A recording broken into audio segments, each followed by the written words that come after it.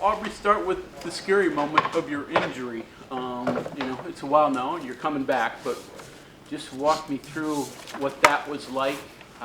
Were you scared at that point? What was it like? I was definitely scared. Probably one of the scariest injuries I had of my career playing football.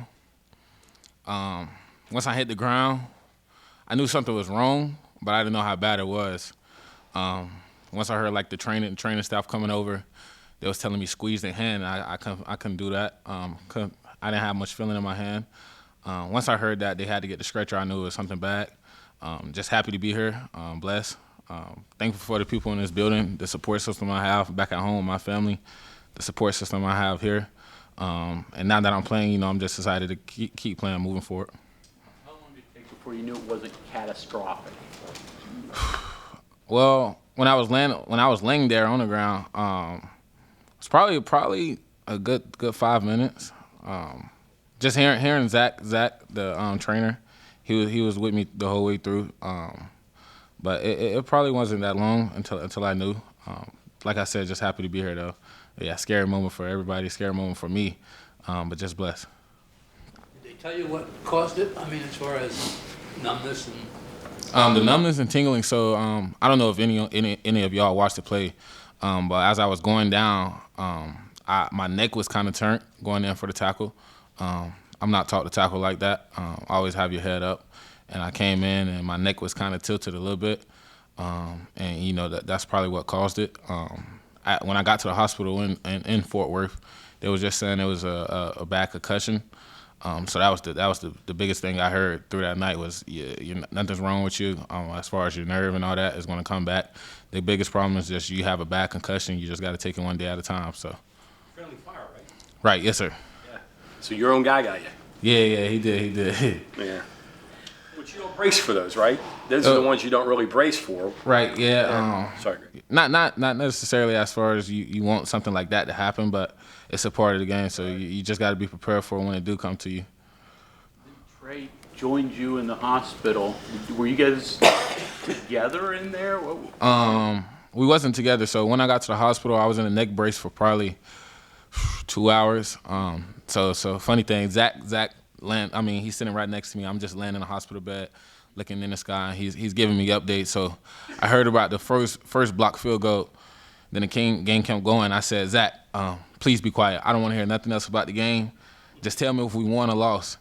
Then probably like 5 minutes later, he like, you got a buddy's joining you. And I was like, who? He was like, Trey Lathan. And that's when I heard what happened to him. And we wasn't together that night. But the next morning I woke up, I made sure I went to go visit Trey and made sure he was okay once I was able to like walk around in the hospital and stuff. Clear after everything was done. Was it that Monday? Yeah, I could have came back home to Morgantown, but Trey was going through a lot of pain, and I told Zach and stuff like, if we need to stay this extra day for him, I wanted to stay. I'm not in a rush or anything. I just want to make sure we all get back safe. How did you learn that you guys won the game? He actually told me. He was like, AB, they're about to kick a field goal. Then he was like, oh, we blocked it. We get in victory formation. And I kind of wanted to jump up, but then I realized where I was at and what I was going through. So I kind of had to be happy and just lay down and just be happy about it. So even from the point where you're on the field, they're telling you to stay still. The competitor, the athlete in you, are you wanting to test? Are you wanting to see, hey, what can I do? What can I feel? How hard is it to hold that back? It was really hard. Tears started coming out of my eyes. Once I knew I couldn't squeeze this in as much as I wanted to, the main thing they just kept telling me is to breathe in a situation like that. But as a competitor and playing a sport that you love, you want to get back on that field, but you also know like this is all a part of the game, and this can happen to you at any moment. You just don't want it to happen, but when it do happen, just keep your composure and just make sure at the end of the day you well and healthy. Does part of the sport help with that, from being coached, from being told what to do, time and again, knowing, hey, I got to do this? Yeah, most definitely. A discipline does tie in that. Like I said, my head was kind of tilted a little bit when I went to go make the tackle, and that's something that we're not taught. Like I said, you just got to learn from it and move on. What was it like knowing that you could play again, and, you know, nothing serious was wrong, and running out on the field there. Great feeling. Just because I want to help my team, help this defense accomplish what we're trying to accomplish. So once I heard that I was cleared and everything and was able to like get back to football, I was definitely excited about that. Obviously, I'm gonna be a little slow just from knowing that I got hurt, that it was a serious injury. So I was a little slow coming back first, like tackling and everything. But now I'm all back and I know I'm okay, so I'm healthy. When did I get cleared? After Houston, that first practice we had, I got cleared. So you didn't do anything the whole week at Houston, right? No, I didn't do nothing football related the whole week of Houston. Yes, sir. After the Houston game, that's when I got cleared. Any hesitancy when you got back out in the field? I mean, what you just went through, were you know, I don't know, fearful, but Right. hesitant? Yeah, definitely going to be hesitant. Just because that was a serious injury, and then that's something you don't want to happen. Like they said, we can't make this play. Like they can't go and replay the play and make me go do that hit again. It's just something I got to do. I got to go tackle somebody, just so I can get the feeling of hitting again. And once I got the feeling of that, I was full headed to go. Did you have to talk to anybody, any sports psych people or anything like that to help you out a little Dr. bit? Sophia. Yes, sir. She Helpful? helpful, real helpful. Thank her. I'm pretty sure everybody in this building is thankful for her and all the work that she put into, and that she does for us. How would you characterize yourself now versus when you first came back in a different even mental space, now that you're to get fully back into it and not be worried at all about getting hurt again, or was that not a concern? I don't think it's a concern. My job is to help us go 1-0, help this defense win a ball game, and that'd be my only concern. If I'm on the field hesitant about tackling or hesitant about putting my head in there again, that means I shouldn't be out there. I need to take some more time off. So I don't think it's a concern at all. Talk about the BYU defensive performance. 37-7, almost had the shutout there. What were you guys doing right? During our 111, having fun. That's what we was doing. We was having fun out there, enjoying the night game in this stadium. Appreciate the fans coming out and bringing the intensity. And we was feeding off them just how they feed off us. But our defense stepped up, played big. Same as the offense, we played complementary football together. Special teams, we got to clean up a little bit, but other than that, we played some complementary football, and that's what we needed for this program. Defensively, the group wasn't doing well in the other games recently where things weren't going quite as well, and you said clean things up, but give me some examples of what you cleaned up. Some of our tackling was better last night than the previous nights or previous games. Just us dropping in our landmark, that was a big thing that we cleaned up. And then just alignment, assignment, and effort. Everybody just doing their job. At the end of the day, that's what it takes on defense, is everybody doing their 111, and that's what we cleaned up a lot. This year seemed to be kind of streaky. You had that stretch there, I think, from probably the end of the Duquesne game through probably Houston, where you guys played really good. Then there were a couple games there where it was a little uneven and not good. And then the last couple games have been really good again. Why has this defense been so streaky, you think? I'm not sure, honestly. I'm not sure why we've been streaky. But you noticed that, right? I mean, there have been some pockets there where you guys have been dominant, and there have been some times there where it's been a little shaky. I'm not sure why we've been shaky. We got to be more consistent every game, especially in November. We got to be consistent through these next 3 games if we want to accomplish what we want to accomplish. Give big thanks to our offense for always having our back. When we're not hot or on, they're always on fire, and I want to say thank you to them for always, going out there and putting some points up for us and us allowing us to give them a chance. Pretty important game coming up for you guys, obviously. What you went through, not to miss that. What does that add to you going into the Oklahoma game? As far as, say that again one more time? It's an important game. Right. You could have missed it, the way you got hurt, and now you're going to be able to play in it. What does that mean to you? It means a lot. Another big week for us. Primetime game on Fox, I want to say. Night game.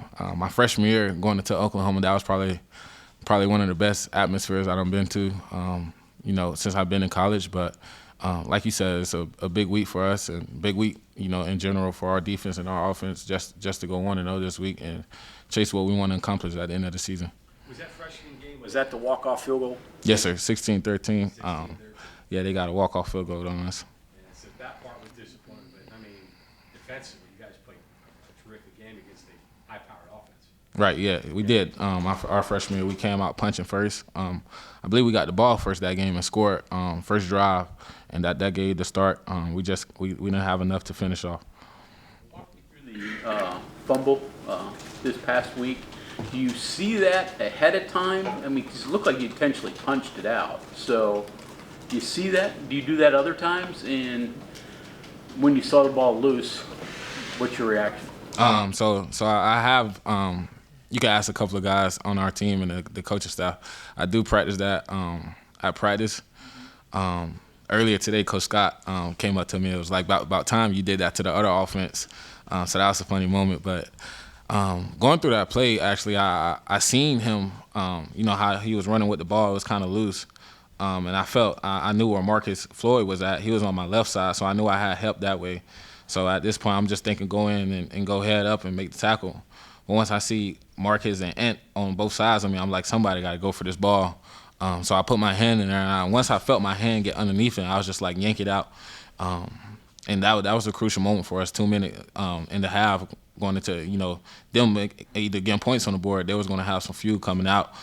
So once I got the script and I took it out, I was thinking just get on the ball, just give it back to our offense, and I'm glad our offense was able to go put points up off of that. That was some complimentary football right there.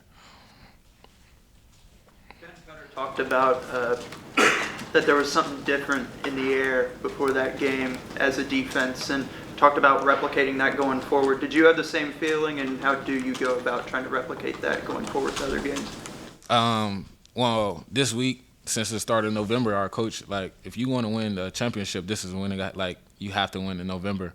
And that's just our whole mindset this whole November. We must win if we want to really get to where we want to get to. And then just that night game, that night feeling in Morgantown, I don't think there's no better feeling at any other place. Just seeing them fans out there, hype, loud, and we feed off that. And I want them to know, we really appreciate that when they bring that energy, because we feed off that and we make plays off of them. You're one of the veteran guys who played out there. You know the atmosphere.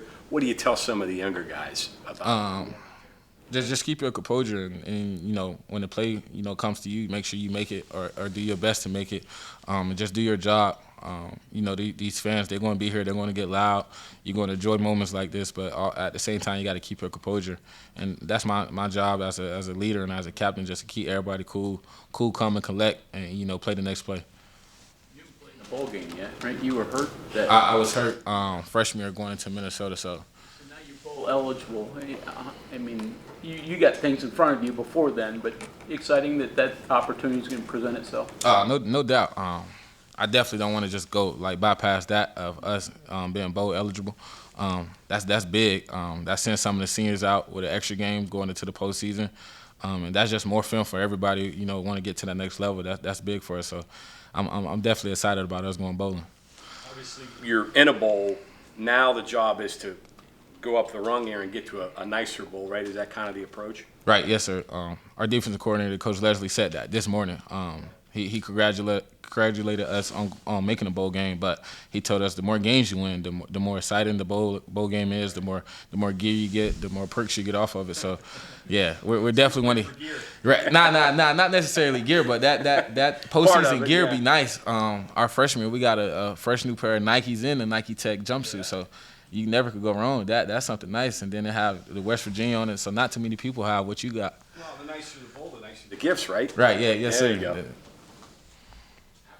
going to being bowl eligible a couple times in your career, how does this one feel after that number 14 to begin the year? It feels good. It feels real good, honestly, just because we know we was picked that 14. They still show us that 14 that every single day. Every single day we step into this building, they're not letting us forget what was picked and what other people talked about us. So, just being bowl eligible and then being picked at 14 is a big for us in this program.